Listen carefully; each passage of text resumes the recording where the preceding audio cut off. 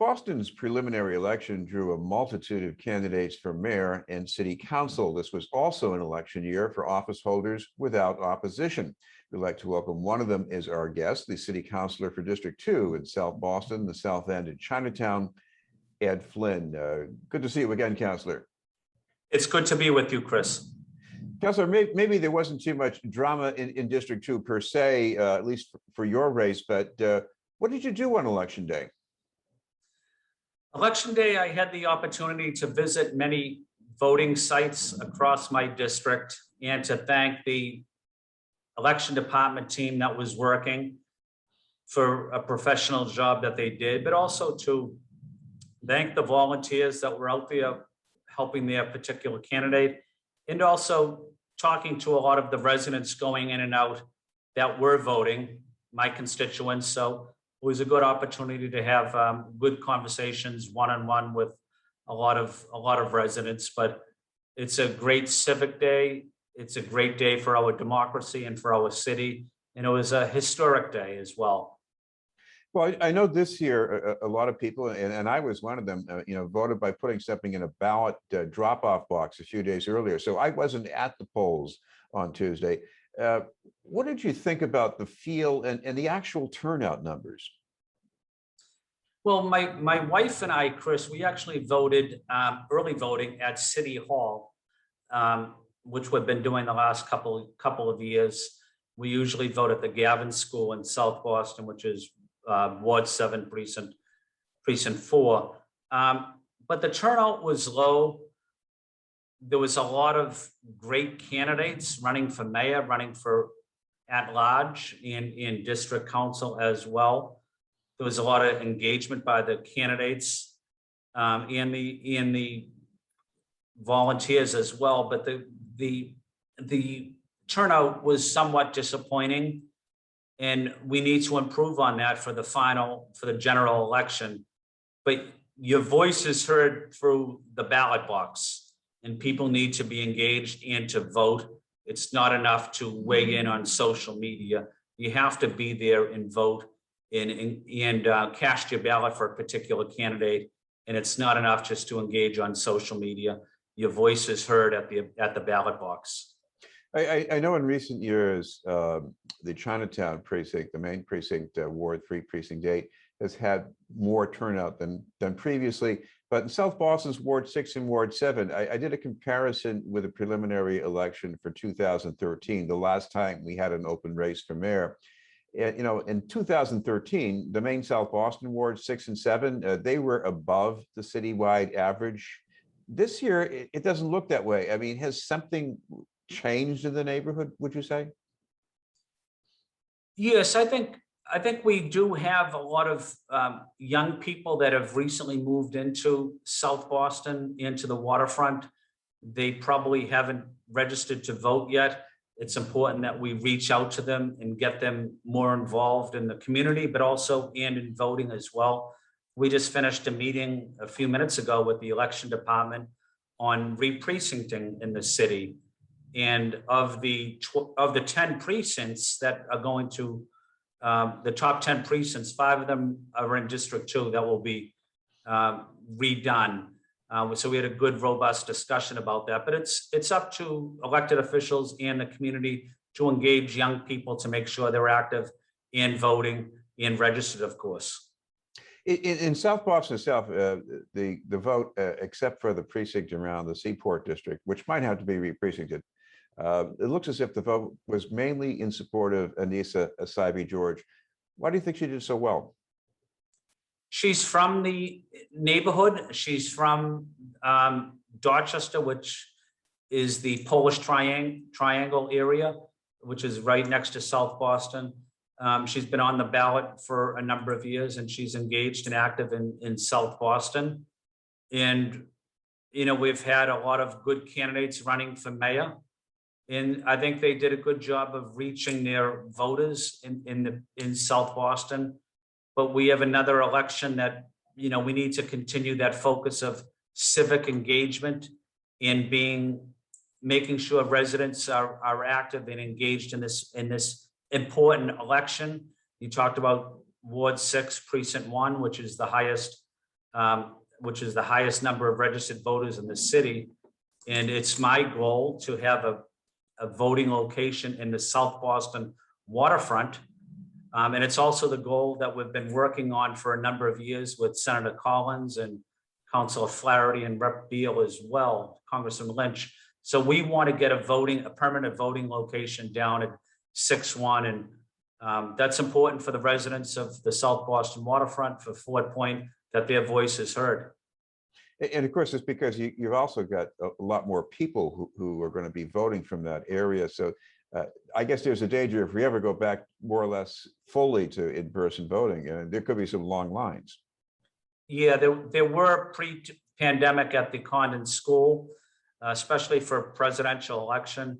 That's why it's critical that we redraw the precincts to make sure that each precinct pretty much has the same number of residents. So it's easier for the election department to conduct voting and that we don't have these long lines. So I think you're going to see some major changes taking place next year, and for the legislative races for Congress and for the State House, and then for City Council as well, the following 2023.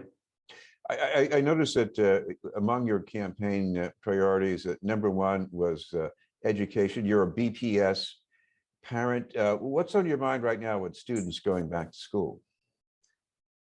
It's a challenging time for students. The last 2 years for them have been difficult, learning on Zoom.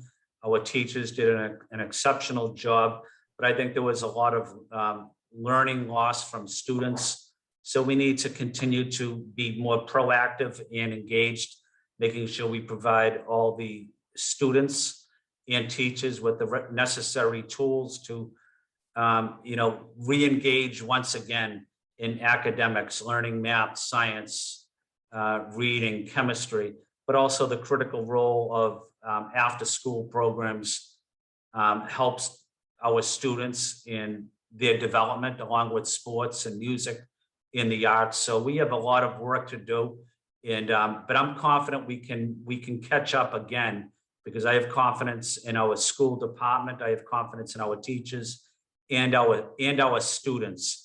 And we owe it to our students to provide them the necessary tools to be successful, and I'm committed to doing that.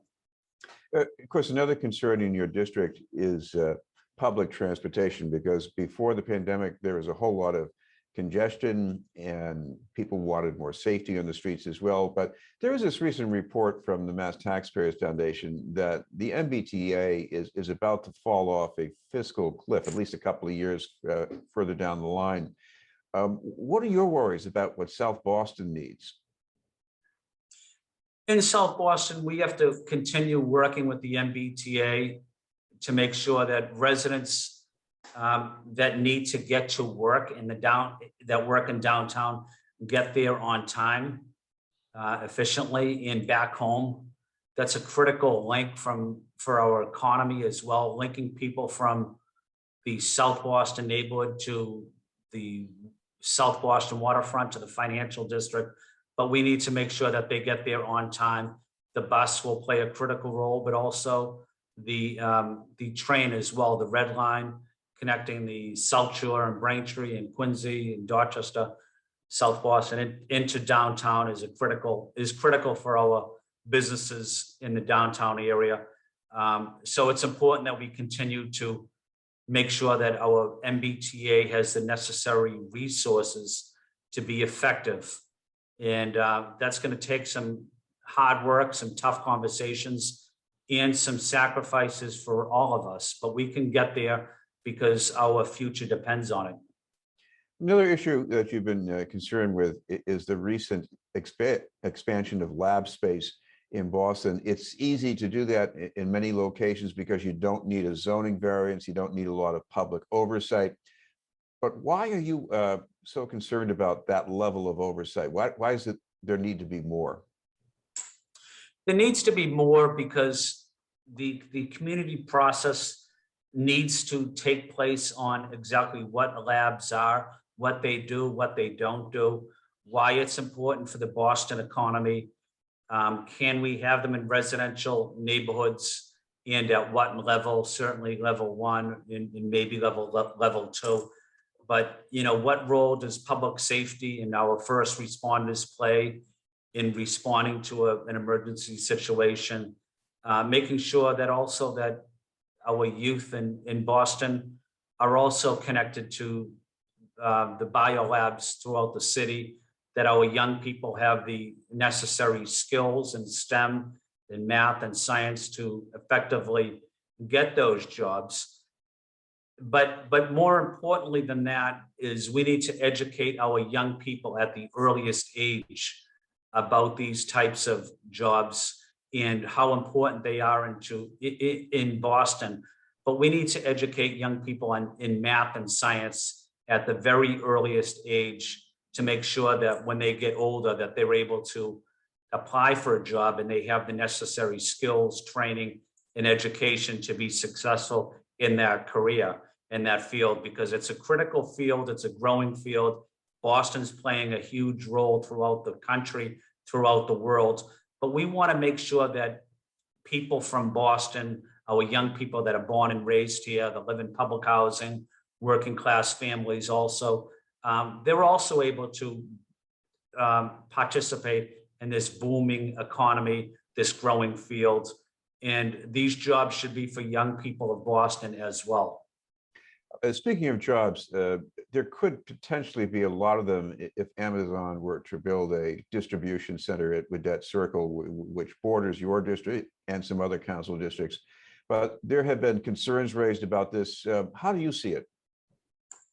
I think we need to have a robust discussion in Boston about Amazon, about what type of jobs they bring, what type of impact they'll have on the economy, but also what type of impact they'll have on the workforce. Are they good jobs? Are they good paying jobs? Do they provide a decent wage with retirement, with health insurance, with dental, with time off? So we need to have a robust discussion with Amazon about what their plans are, and they need to emerge and discuss them with the residents of Boston in a transparent manner. So I'm committed to that transparent manner, and I'd like to ask Amazon to join us in what their plans are and to make sure that the workers have a voice and that their collective voices are heard. They're paid a decent salary. They're able to live in the city through that salary, and they're not a way to provide. I don't want to see low wage jobs in this city without any benefits. That doesn't help any working class families.